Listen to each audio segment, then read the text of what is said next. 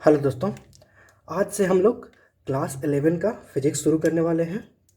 तो आप लोग अभी प्रीमाइज क्लासेस की यूट्यूब चैनल पे हैं और आज हम लोग क्लास 11 का जो है फिजिक्स स्टार्ट करेंगे। ठीक है दोस्तों, मैं आपको एकदम बता दूं कि बेसिक से मैं सारी चीज़ें बताऊंगा और इसमें आपको इस तरह से पढ़ा दूंगा कि आपको कहीं कोई दिक्कत नहीं होने वाली है। तो आप बस इस वीडियो में जो है सो इस सीरीज़ में बने रहिए और इसमें जो है मैं फिजिक्स के अलावा मैं मैथ की भी वीडियोज़ प्रोवाइड करने की कोशिश करूँगा और मैं आपकी पूरी तरह से जो है यहाँ पे कोशिश करूँगा कि आपको कहीं किसी चीज़ के लिए जो है एक्स्ट्रा कुछ ना करना पड़े। बस यहाँ से आप पढ़ के जो है आप अच्छा कर सकते हो और या फिर वो बोर्ड एग्ज़ाम हो या फिर कोई इंजीनियरिंग एंट्रांस हो, उस सब की तैयारी मैं कराऊंगा इसी चैनल पे। तो आप लोग बने रहिए। पहले तो हम लोग इस सीरीज को देखते हैं जिसमें हम लोग मेनली कॉन्सेप्ट देखेंगे कि बोर्ड हो या कोई भी एग्ज़ाम हो, मेनली हमें जो कॉन्सेप्ट है वो कैसे मिले, इस चीज़ को हम लोग बेसिकली इस सीरीज में डील करेंगे। और अगर ऐसा कुछ हुआ कि आप लोग को इंजीनियरिंग एंट्रांस की या फिर मेडिकल एंट्रांस की नीट की तैयारी करनी पड़ी तो उसके लिए भी हम लोग इसी चैनल पे बाद में उपलब्ध कराएंगे। लेकिन पहले हम लोग सिर्फ कॉन्सेप्ट पर फोकस करते हैं इस सीरीज़ में कम से कम। तो चलिए दोस्तों, ये हम लोग क्लास 11th का जो है फिजिक्स स्टार्ट करने वाले हैं और फिजिक्स का भी जो है सो हम लोग आज जो है चैप्टर 1 देखेंगे। जो कि आपके एनसीईआरटी में अगर बात करें तो एनसीईआरटी में चैप्टर 1 मेंशन है फिजिकल वर्ल्ड के नाम से। दोस्तों, स्टूडेंट क्या करते हैं कि जनरली जो है इस चैप्टर को इग्नोर कर देते हैं, इस चैप्टर को ज़्यादा ध्यान नहीं देते क्योंकि इसमें कुछ वैसे भी बस ओवरव्यू दिया गया है, फिजिक्स का बेसिक डिफिनीशन है। लेकिन मैं बता दूं कि थोड़ा कभी कभी ना बेसिक से पढ़ना, जैसे में हम क्या करते हैं हमेशा कंटेंट को इग्नोर करते हैं। जो हमारे बुक के पहले पेज में होता है कंटेंट, उसमें लिखा होता है कि कौन चैप्टर कहाँ पढ़ना है, तो उसको इग्नोर करते हैं। लेकिन उससे भी एक आइडिया मिलता है कि हमें जो ये डिज़ाइन किया हुआ है, ये बुक जो डिज़ाइन किया है, बुक भी तो कोई डिज़ाइन ही किया होगा, वो किस लिए डिज़ाइन किया है, क्या सोच के डिज़ाइन किया, उसके सोच का पता चलता है और हमें पढ़ना क्या है, ये हमें बताना क्या चाह रहा है। मतलब पूरी बुक का जो है एक समरी मिल जाता है सिर्फ उस कंटेंट वाले पेज से। उसी तरह से ये फिजिकल वर्ल्ड का आज हम लोग लेक्चर 1 लेने वाले हैं। ठीक है, ठीक है दोस्तों, तो चलिए हम लोग इसको शुरू करते हैं, ज़्यादा टाइम वेस्ट नहीं करते हो। चलिए दोस्तों, हम लोग चैप्टर 1 पढ़ रहे हैं जो है कि फिजिकल वर्ल्ड। फिजिकल वर्ल्ड दोस्तों, फिजिकल वर्ल्ड इसका मतलब क्या हुआ? फिजिकल वर्ल्ड जो है भौतिक की दुनिया, इसका मतलब क्या हुआ दोस्तों? फिजिकल वर्ल्ड यानी फिजिक्स से रिलेटेड बातों की बात हो रही है। तो सबसे पहले हम लोग फिजिक्स जो है आप सभी जानते हैं कि एक साइंस का पार्ट है, भौतिकी विज्ञान भी एक साइंस का पार्ट ही है। तो हम लोग सबसे पहले साइंस के बारे में देखते हैं और इस चैप्टर में हमें यही बेसिक बेसिक चीज़ें पढ़नी है और इसे आप इग्नोर ना करें दोस्तों। इसके चक्कर में जो है हम लोग इग्नोर करते बैठ जाते हैं कि इसमें तो कुछ है नहीं, नॉर्मल डेफिनेशन है, बट हमें कुछ बेसिक चीज़ें ही पता नहीं होती, तो हम इसे इग्नोर नहीं करेंगे, इसे हम अच्छे से पढ़ेंगे। तो चलिए हम साइंस की डेफिनेशन पहले देखते हैं। बताइए दोस्तों, साइंस क्या है? What is science? आप लोग को बचपन से ही पढ़ाया गया होगा। जब आप लोग 5 6 में शायद साइंस इंट्रोड्यूस होता है, तो 6 से ही आपको ये पढ़ाया गया होगा कि साइंस की डिफिनीशन क्या है। तो दोस्तों, साइंस क्या है? चीज़ों की क्रमबद्ध अध्ययन, मतलब किसी भी प्राकृतिक घटना है उसका क्रमबद्ध अध्ययन करेंगे हम लोग, तो उसी को हम लोग साइंस कहेंगे। जैसे में आजकल क्या है, आजकल पॉलिटिकल वर्ल्ड में भी साइंस लगता है, पॉलिटिकल साइंस, होम साइंस, है कि नहीं? तो क्यों उसमें साइंस क्यों लगाया गया है? क्योंकि वो भी एक सिस्टमैटिक अध्ययन ही करा रहा है, एक क्रमबद्ध अध्ययन ही करा रहा है। और साइंस तो हमारा पूरी पूरी तरह से जो है प्योरली साइंस है, मतलब इसमें प्योरली क्रमबद्ध, मतलब प्योरली सिस्टमैटिक अप्रोच ही रखना पड़ेगा। तो साइंस क्या है, मैं आपको डिफिनेशन भी लिखवाता चलूँगा साथ में, जिससे कि आपको कोई दिक्कत ना हो। Science is the systematic systematic approach. Systematic approach मतलब क्रमबद्ध तरीका। ठीक है, systematic approach to understand natural phenomena.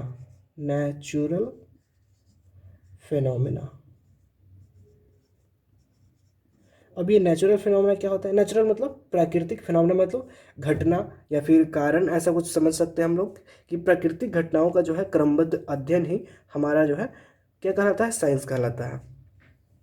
अब साइंस के बारे में कुछ चीज़ें हमें जानना बहुत इम्पोर्टेंट है। जैसे मैं अगर बात करें कि साइंस जो है ना, साइंस सबसे पहले आप लोग ये सोचेंगे कि ये साइंस आया कहाँ से। साइंस जो है दोस्तों किसी भी चीज़ का, जहाँ से जैसे कि आपको यहाँ पे बताया जा रहा है कि किसी भी चीज़ का क्रमबद्ध अध्ययन साइंस कहलाता है। और साइंस जो है यूँ समझिए कि कभी ख़त्म होने वाली चीज़ नहीं है। मतलब जैसे क्या, मैं आपको एक एग्जांपल लेके दिखाता हूँ कि जैसे न्यूटन साहब जब एक पेड़ के नीचे बैठे हुए थे, ऐसा किताबों में कहा गया है और कहानियों में प्रचलित है। तो चलिए मान लीजिए ये न्यूटन साहब जो है पेड़ के नीचे बैठे हुए हैं, इनके पास एक एप्पल गिरा, ठीक है, एप्पल मतलब एक सेब गिरा। अब इस सेब को देख करके बोल रहे हैं कि ये नीचे ही क्यों आया, ऊपर क्यों नहीं गया। तो ये क्या कर रहे हैं, अभी ये क्या कर रहे हैं, ये मतलब हमेशा से सेब नीचे ही गिर रहा है, लेकिन इस बार इनके दिमाग में खटक गया कि नहीं ये क्यों गिरा। मतलब नेचर का ही, नेचर जैसे हमें प्राकृतिक ही घटना हुआ ना भाई। सेब मान लो कि अगर हवा चली या फिर जैसे कोई फल है, आम ही हुआ, आम पकेगा तो नीचे ही गिरेगा। नीचे तो हद समय हमेशा से गिरता आ रहा है। सबको इतना दिमाग लगाने आया नहीं कि यार हम क्यों, ये इसमें क्यों क्या हम दिमाग लगाए। लेकिन न्यूटन साहब बोले कि नहीं ये तो अब नीचे क्यों गिरा, ये ऊपर क्यों नहीं गया। तब उन्होंने इसी तरह से जो है ग्रेविटी की खोज की। तो ग्रेविटी की खोज की, उसके बाद और एग्जाम्पल अगर हम देखें तो और एग्जाम्पल में हम क्या देख सकते हैं कि पहले लोग, जैसे हम लोग अभी धरती पे हैं, मान लीजिए ये हमारा अर्थ है, अर्थ है। अर्थ हम लोग क्या देखते हैं कि सुबह में जो है सूरज उगता है और ऐसे ऐसे ऐसे करके शाम में डूब जाता है, ठीक है। तो हमें क्या लगता है कि जो है सूरज धरती के चक्कर काट रही है। और कुछ साइंटिस्ट ने, अर्ली एज के साइंटिस्ट ने, बहुत पुराने साइंटिस्ट ने ये भी कहा कि हाँ भाई सही में सूरज ही अर्थ धरती के चक्कर काट रही है। लेकिन बाद में साइंटिस्ट आए, उन्होंने बोला नहीं, अरे सूरज तो एक बहुत बड़ा मास है, बहुत बड़ा पिंड है, इतना बड़ा पिंड कहीं चक्कर काटेगा एक धरती जैसे छोटे पिंड का। तो वो उन्होंने बोला कि नहीं देखो, सूरज अपने जगह पे है, सूरज अपने जगह पे है और धरती जो है इसके चक्कर काट रही है, धरती जो है इसके चक्कर काट रही है और साथ में जो है घूम भी रही है। तो अब क्या, मतलब एक ज़माना था जिसमें बोला जाता था कि नहीं धरती के चक्कर सूरज काट रही है। अब वो ज़माना आ गया जब बोला जा रहा है कि सूरज अपनी जगह पे कांस्टेंट है और धरती उसके चक्कर काट रही है। फिर अब भाई ये बात तो अब मतलब कुछ लोगों ने माना, कुछ लोग पुराने ही थ्योरी पे थे। अब क्या हुआ कि कुछ साइंटिस्ट ऐसे आए कि बोले कि हाँ चलो भाई चक्कर तो काट रहा है, हाँ ये सही बात है, अर्थ ही चक्कर काट रहा है, लेकिन ये एक गोलाकार ऑर्बिट में काट रहा है। ऑर्बिट मतलब कक्षा। जैसे मान लीजिए कि हमारा धरती है तो सैटेलाइट लॉन्च करते हैं ना, तो मान लीजिए ऐसे गया ऐसे करके और यहाँ से हम लॉन्च कर देते हैं तो वो धरती के चक्कर काटते रहता है। मतलब धरती के चारों तरफ एक कक्षा है, ठीक है। जैसे में आप न्यूक्लियर में भी पढ़ते होंगे कि कक्षा है, उसके मतलब न्यूक्लियस के चारों तरफ कक्षा बना रहता है। तो वो सब तो केमिस्ट्री की बात हो गई, यहाँ पे हम लोग फिलहाल उसकी बात नहीं करते हैं। और यहाँ पे ऐसे सैटेलाइट लॉन्च करते हैं तो ये धरती की कक्षा हो जाती है। तो मतलब ये जो है धरती इसके चारों तरफ चक्कर काट रही है और लेकिन ये गोलाकार ऑर्बिट है, ठीक है। धरती जो काट रही है वो गोलाकार है। मतलब फिर कुछ साइंटिस्ट ने आया, उन्होंने क्या कहा कि नहीं देखो भाई ये गलत है कि सन जो है अपनी जगह फिक्स है, धरती ये भी सही है कि धरती उसके चारों तरफ चक्कर काट रही है, लेकिन ये जो गोलाकार तुम दिखा रहे हो गोलाकार नहीं है, ये जो है दीर्घवृत्ताकार है, ठीक है। कि मतलब एक जगह पे जो है बहुत दूर चला जाता है और दूसरी जगह पे नज़दीक भी आ जाता है, फिर ऐसा ऐसा ऐसा करके मतलब ये दीर्घवृत्ताकार है, मतलब इलिप्टिकल है। तो इसी तरह से देख रहे हैं, पहले साइंटिस्ट आए, उन्होंने बोला कि नहीं सूरज अर्थ का चक्कर काट रहा है, फिर बोला कोई कि नहीं जब अर्थ ही सूरज का चक्कर काट रहा है। फिर कुछ साइंटिस्ट ने आया कि बोला वृत्ताकार में काट रहा है, कोई बोला दीर्घ वृत्ताकार में काट रहा है। लेकिन इसी तरह से जो है हम देख रहे हैं कि साइंस में हमेशा इम्प्रूवमेंट होते जा रहा है। अब कोई साइंटिस्ट आएगा बोलेगा कि नहीं, हम लोग अच्छा चलिए एक और एग्जांपल देते हैं। बचपन से हम लोग क्या पढ़ते आए हैं कि धरती गोल है, फिर क्या बोला धरती संतरे के आकार का है, फिर बोला क्या धरती जियोइड, जियोइड ये वर्ड आप लोग सुने होंगे कि अब लोग क्या बोलते हैं कि नहीं धरती जियोइड शेप में है। तो उसी तरह से जो है जैसे जैसे इम्प्रूवमेंट होगा दुनिया का, दुनिया को देखने का नज़रिया बदलेगा। मान लीजिए कि पहले हम लोग क्या मानते थे, एक और एग्जांपल मैं आपको देता हूँ कि हमारे पास दही है, कर्ड है, तो हम लोग कर्ड आराम से खाते थे। लेकिन जब हमारे पास माइक्रोस्कोप हुआ तो हमने उसको देखा तो उसमें हमें कुछ बैक्टीरिया नज़र आए, है ना। तो उसको देख करके हमें पता चला कि नहीं ये दूध दही जो है ये ऐसे नहीं बना, ये किसी बैक्टीरिया के मिलने से ही बना है, जो कि आप लोग बहुत पहले सुने भी होंगे और जो कि आप लोग को दही से मन उब ही गया होगा ये सुन करके। तो वही बात है कि जैसे जैसे इम्प्रूवमेंट होगा हमारा देखने का नज़रिया बदलेगा। और हमारा जैसे देखने का नज़रिया बदलेगा, नई नई थ्योरीज सामने आएंगी। तो इसीलिए हम क्या कह सकते हैं कि science is ever dynamic. Ever dynamic मतलब क्या हुआ इसका? एवर डायनामिक का मतलब क्या हुआ? एवर डायनामिक का मतलब हुआ सदैव गतिशील। क्या हुआ? सदैव गतिशील।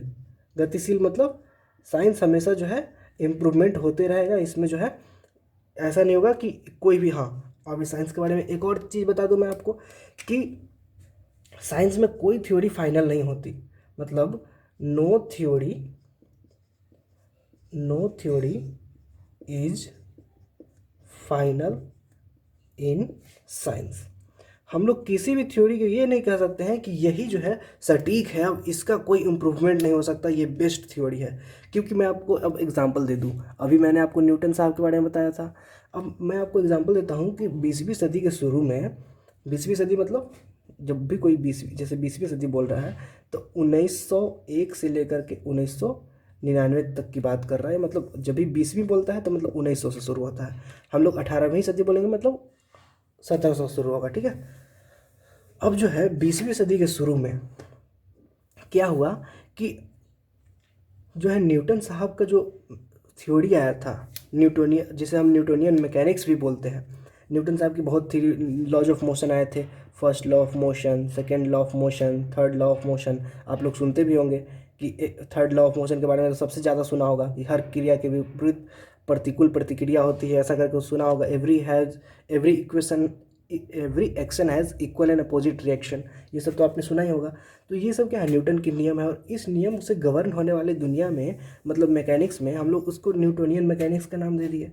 अब उस मैकेनिक्स की जो बात हुई कि न्यूटोनियन मैकेनिक्स में, जिसमें न्यूटन के लॉज वैलिड होते हैं, वहाँ पे देखा गया कि न्यूटोनियन मैकेनिक्स हर जगह तो वैलिड हो रहा है, लेकिन जब हमारे छोटे छोटे पार्टिकल, जैसे अणु परमाणु तो आपने सुना ही होगा, एटम्स, मॉलिक्यूल्स, जो बहुत ही छोटे होते हैं, बहुत ही छोटे, मतलब 10⁻⁻, अगर उसके मास की बात करें तो मतलब ये 10⁻⁻15 16 के रेंज में जाते हैं।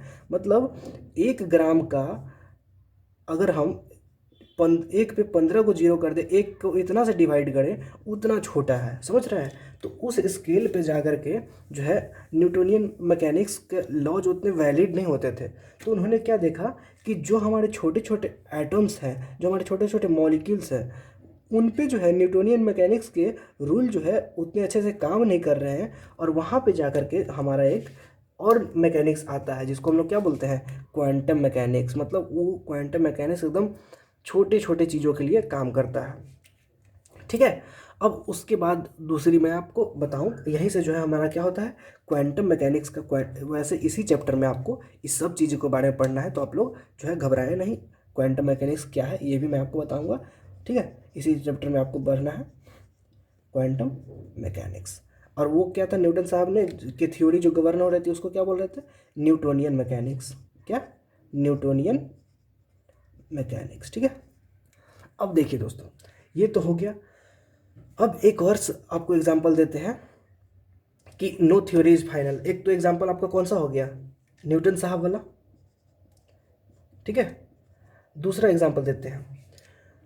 पहले क्या माना जाता था कि लाइट जो है एक वेव की तरह ट्रेवल करता है, और वेव की तरह ही लाइट जो है ट्रेवल करता है।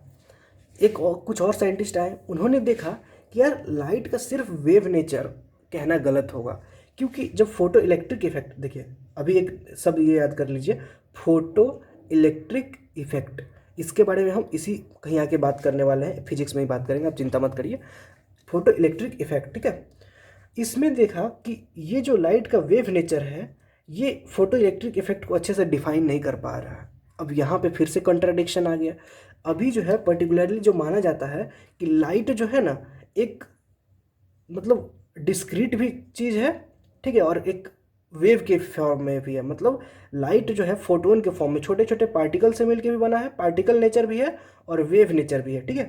तो अभी पर्टिकुलरली ये माना जाता है कि ये, लेकिन पहले क्या आया था? पहले वेव नेचर आया था। जब कुछ साइंटिस्ट ने कहा कि नहीं, लाइट जो है पार्टिकल के फॉर्म में ट्रैवल करता है, फोटोन के फॉर्म में ट्रैवल करता है, तो उन्होंने लोगों ने क्या कहा कि नहीं ये सब बकवास बातें हैं। लेकिन अभी जो है एक्सेप्टेड है कि लाइट का वेव नेचर भी होता है और पार्टिकल नेचर भी होता है, ठीक है। तो इसी तरह से एक हम ये भी कह सकते हैं कि ये पहला एग्जाम्पल तो ये न्यूटनियन मैकेनिक्स वाला हो गया, और दूसरा एग्जाम्पल आप ये भी लिख सकते हैं कि क्या है कि वेव नेचर, सॉरी दोस्तों एक सेकंड मैं इसको मिटा दूं, wave nature of light could not explain photoelectric effect. तो हमेशा कोई भी थ्योरी फाइनल नहीं हो सकती है साइंस में। आप ये नहीं कह सकते कि हाँ भाई ये जो हमने दिया है थ्योरी ये परफेक्ट थ्योरी है और इसके बाद कुछ इम्प्रूवमेंट हो ही नहीं सकता, इसके आगे कुछ हो ही नहीं सकता। ऐसा आप साइंस में नहीं बोल सकते हैं, चाहे आप कितने भी पहुँचे हुए साइंटिस्ट हो या चाहे कुछ भी हो। साइंस में हमेशा कंटिन्यूअस इम्प्रूवमेंट की हमेशा जो है एक बेहतरी की संभावना होती है, और इस बात को जो है हमेशा मान ही लीजिए कि एकदम हमेशा फाइनल कोई भी चीज़ नहीं होती है साइंस में। अब क्या है दोस्तों कि एक और चीज़ मैं साइंस के बारे में बता दूं कि साइंस में जो है हमेशा स्पेक्यूलेशन एंड कंजक्चर की जगह होती है। साइंस में हमेशा स्पेक्यूलेशन और कंजक्चर की जो है जगह होती है। अब ये स्पेक्यूलेशन और कंजक्चर क्या होता है? स्पेक्यूलेशन मतलब कल्पना, हम कुछ स्पेक्यूलेट करते हैं, जैसे कल्पना करते हैं, जैसे इमेजिनेशन करते हैं, ठीक है। स्पेक्यूलेशन मतलब कल्पना और कंजक्चर मतलब अनुमान, ठीक है, कल्पना या अनुमान, इसकी भी जगह होती है। जैसे हम लोग अभी धरती पे जी रहे हैं, धरती पे हैं, लेकिन हम लोग धरती पे आए कहाँ से? तो इसके बारे में जो थ्योरी दी गई है कि देखो भाई पहले बहुत साल पहले एक सघन पिंड से विस्फोट हुआ था, जिसमें कि हमारी गैलेक्सी बनी, मंदाकिनी जो मतलब मिल्की वे जो गैलेक्सी है, गैलेक्सी बनी। उसी के अंदर एक सोलर सिस्टम का निर्माण हुआ जिसमें सूरज है और 8 ग्रह हैं, और उसी ग्रह के बीच में एक जो है हमारी धरती भी है। और उस धरती पे क्या हुआ कि बहुत सालों के बाद जो है, बहुत अरबों साल बीतने के बाद जो है हमारा क्या हुआ कि एक ऐसा इन्वायरमेंट डेवलप हुआ जिसमें सबसे पहले एक कोशिकीय जीव जन्म लिए, और उस एक कोशिकीय जीव से लेकर के 2 कोशिका 3 कोशिका करते करते करते करते बहुत बने। पहले जो है जो भी मतलब जो भी जंतु थे, जीव थे, वो जो भी जीव थे वो पानी में रहते थे, फिर उन्होंने बाहर आया, पानी से बाहर आया। ऐसे करते करते करते करते ये लोग जो है हमें बताते हैं कि हमारे पूर्वज जो है वो क्या थे, बंदर थे या फिर चिंपैंजी थे। इस तरह से जो हमें कुछ बताया जाता है, ये सब क्या है? किसी ने देखा है क्या? किसी ने देखा है क्या कि बंदर से इंसान डेवलप हो रहा है? ये क्या है? स्पेक्यूलेशन है। क्या है? अनुमान है, कल्पना है। तो और उसको हम लोग अपने साइंस में पढ़ते भी हैं। तो भाई हम किसी की कल्पना को क्यों पढ़ रहे हैं? क्योंकि जी हाँ, इसमें स्पेकुलेशन और कंजक्चर की भी जगह होती है। ऐसा नहीं कह सकते कि किसी की स्पेकुलेशन है तो, जैसे में देखिए, एक तो ये हो गया। दूसरा, ब्रह्मांड जो है हमारा, जो अभी ब्रह्मांड है, जैसे में जो जॉर्जस लेमेटर नाम के एक साइंटिस्ट थे, उन्होंने क्या एक थ्योरी दिया, उस थ्योरी का नाम क्या था? बिग बैंग थ्योरी, मतलब महाविस्फोट का सिद्धांत। उस सिद्धांत में क्या कहा जाता है कि एक सघन पिंड में विस्फोट हुआ था, उसी से पूरी जब ब्रह्मांड बनी है, इतने सारे तारे बने हैं, असंख्य तारे बने हैं, और अभी भी ब्रह्मांड फैल ही रहा है भाई। ये और इसकी तो ब्रह्मांड जो फैल रहा है इसकी तो पुष्टि भी की जा चुकी है, मतलब दूसरे साइंटिस्ट ने वाकई देखा है कि ब्रह्मांड फैल रहा है।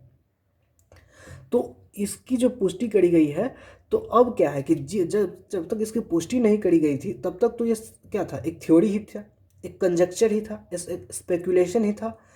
उसको जो है उस स्पेकुलेशन को साइंस में जगह दी गई थी, लेकिन हालांकि अब वो उसको वेरीफाई किया गया है कि नहीं? तो ऐसा आप नहीं कह सकते। देखिए, स्पेकुलेशन और कंजक्चर की जगह तो होती ही है, लेकिन इसको स्वीकार योग्य बनाने के लिए जो है इसको जो है प्रूव करना भी ज़रूरी होता है। ठीक है, ऐसा नहीं कह सकते कि आप ऐसा नहीं कह सकते कुछ भी स्पेकुलेशन आप दे देंगे और लोग मान लेंगे। हाँ, अगर आपकी स्पेकुलेशन है तो उसको जगह मिलेगी, लेकिन समय के साथ वो प्रूफ भी होना चाहिए। अगर प्रूफ नहीं हो पाया तो फिर उसको फिर साइंस से में उतनी जगह नहीं मिलेगी, बस वो एक हाइपोथेसिस बन के रह जाएगा कि हाँ फलाना ने ये कहा था। तो साइंस में जो है स्पेकुलेशन और कंजक्चर की भी जगह होती है।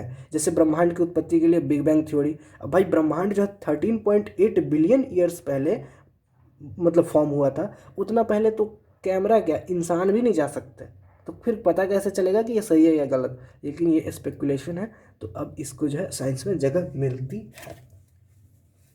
चलिए अब हम लोग थोड़ा आगे बढ़ जाते हैं। हम लोग बहुत ही जो है टॉपिक से हट गए हैं, लेकिन कोई बात नहीं है। चैप्टर 1 इंट्रोडक्शन ही होता है। आप लोग का फिजिक्स में जो रुचि बने, इंटरेस्ट बने, इसी के लिए जो है चैप्टर 1 बनाया गया है। तो हम लोग इंटरेस्ट जगाने की थोड़ी थोड़ी कोशिश करते हैं। बाकी चैप्टर 2 से तो अपना फिजिक्स पे आ ही जाएंगे।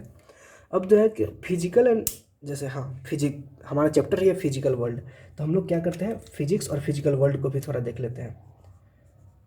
Physics and physical world. ठीक है दोस्तों, फिजिक्स एंड फिजिकल वर्ल्ड के बारे में भी हम थोड़ा बात कर लेते हैं। तो दोस्तों अब क्या है कि पहले फिजिकल वर्ल्ड क्या है, भौतिकी दुनिया। अब जो भी चीज़ हम अपने आसपास देखते हैं, जिस भी चीज़ का एक फिजिक है, फिजिक मतलब वो मत समझ लीजिएगा फिगर वाला चीज़ कि वो आप समझ ही रहे होंगे फिगर से क्या मतलब है। लेकिन फिजिक मतलब जिसका भी कोई शेप है, या फिर जो जिस चीज़ को हम देख सकते हैं अपने आसपास, जिस चीज़ को हम महसूस कर सकते हैं, वो क्या है, फिजिकल वर्ल्ड का पार्ट है, जिसका कुछ कुछ अस्तित्व है, जिसे भी हम देख सकते हैं। कुछ लोगों का तो ये भी कहना है कि नॉन फिजिकल वर्ल्ड एग्जिस्ट ही नहीं करता है, क्योंकि जैसे हमारी सोच क्या होगी, वो नॉन फिजिकल है, उसका कोई अस्तित्व थोड़ा ही ना है, हम तो सोच रहे हैं। लेकिन ऐसा भी कहा जाता है कि सोच का भी कुछ मास होता है, कुछ भार होता है हर सोच का। तो ये थ्योरी तो चलती ही रहेंगी। साइंस हमेशा, मैंने आपको पहले ही बताया कि साइंस में हमेशा डेवलपमेंट होती रहेंगी, थ्योरी आएंगी थ्योरी जाएंगी। साइंस में हमेशा इम्प्रूवमेंट होती रहेंगी। तो हमें क्या है, हमें अपनी विषय वस्तु पे फोकस करना है। तो अब कुछ फिजिकल वर्ल्ड का तो आप लोग मतलब समझ गए होंगे कि हर वो चीज़ जिसको हम देख सकते हैं और या फिर छू सकते हैं, फिर महसूस करते हैं, जिसका कुछ फिजिक है, वो क्या है, फिजिकल वर्ल्ड का पार्ट है। अब दोस्तों अब फिजिकल वर्ल्ड तो आप समझ गए कि फिजिकल वर्ल्ड क्या है। ठीक है, अब हम लोग फिजिक्स के बारे में बात करते हैं। तो बताइए दोस्तों, फिजिक्स का डिफिनीशन आप लोग कैसे देते हैं। दोस्तों मैं आपको बता दूं कि फिजिक्स या साइंस, इसका एग्जैक्ट डिफिनीशन देना जो है इतना आसान काम नहीं है। ऐसा नहीं कि हम बोल सकते कि ये डिफिनीशन जो है यही फिजिक्स का डिफिनीशन है। ये सब बहुत जो है टर्म जो है ना, वृहद टर्म मतलब बहुत अपने आप में बहुत बड़ा टर्म है। फिजिक्स कहना मतलब सिंपल से एक हम कुछ बोल देंगे तो ऐसे फिजिक्स हो जाएगा, ऐसा नहीं है। चलिए अब फिजिक्स का जो हम डिफिनीशन देखते हैं। तो फिजिक्स में हम लोग जनरली क्या स्टडी करते हैं, फिजिक्स में हम लोग क्या करते हैं कि ये जो है एक पार्ट है नेचुरल साइंस का ही। जैसे प्राकृतिक जो विज्ञान है हमारा, नेचुरल साइंस, प्राकृतिक विज्ञान, नेचुरल साइंस।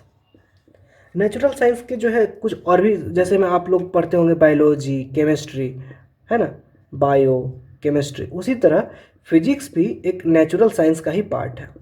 ठीक है, नेचुरल साइंस मतलब प्राकृतिक विज्ञान का ही एक पार्ट है, जिसमें हम लोग बेसिक लॉज ऑफ नेचर को पढ़ते हैं। मतलब physics is a branch of natural science where, मैं आपको लिख भी देता हूँ ताकि आप लोग को नोट करने में आसानी हो। Physics is branch of natural sciences like, ये लाइन लिखना इंपॉर्टेंट नहीं है, लाइक केमिस्ट्री एंड बायोलॉजी। ठीक है, where we study about basic laws of nature,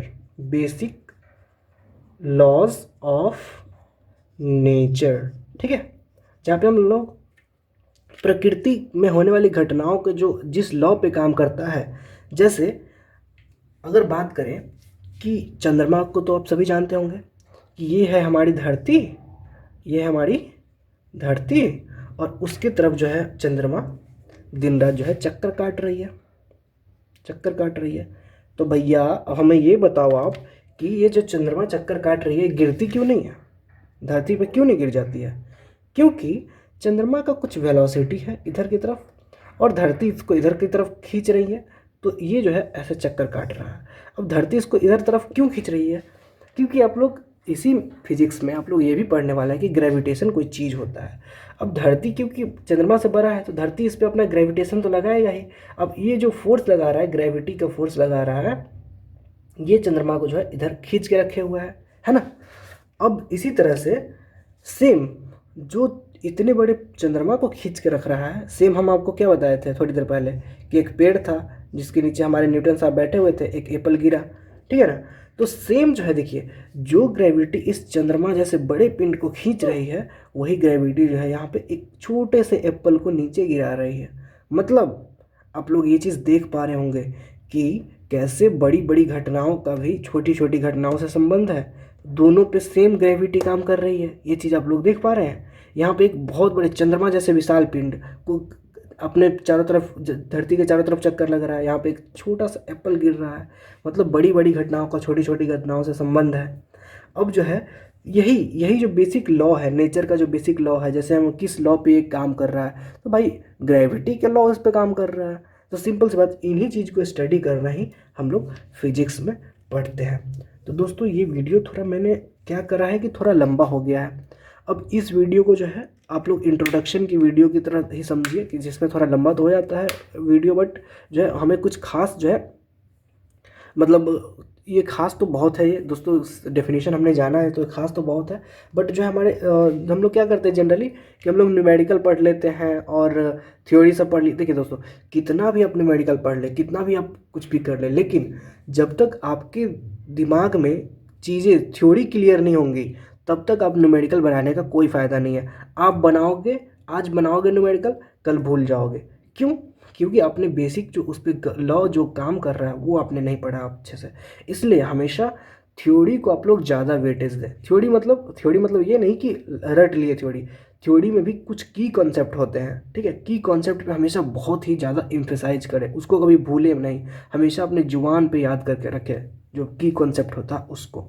तो चलिए इस वीडियो को दोस्तों यहीं पे ख़त्म करते हैं। इसी तरह से मैं आपके लिए जो है और भी वीडियोज़ लाऊँगा, आप लोग चिंता ना करें। जो है इसी तरह से मैं इसको पूरे फिजिक्स को कवर करने की कोशिश करूँगा, देखता हूँ मैं कितना कर पाता हूँ। चलिए दोस्तों इस वीडियो को यहीं पे ख़त्म करते हैं। धन्यवाद दोस्तों।